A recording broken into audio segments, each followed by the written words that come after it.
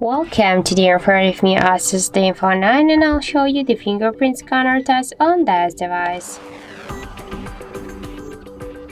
So I just set up my fingerprint here to the power key button on the right side of our phone, and now I'll make a couple of tries to unlock with the device with my fingerprint, and we'll see how fast this feature is and does it works.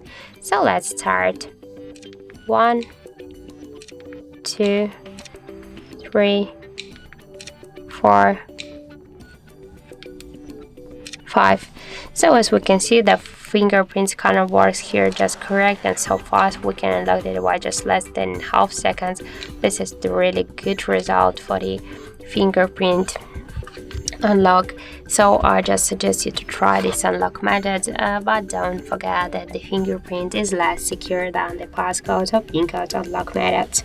So that's it. Thank you for watching, and if you find this video helpful, don't forget to leave a like, comment and to subscribe our channel.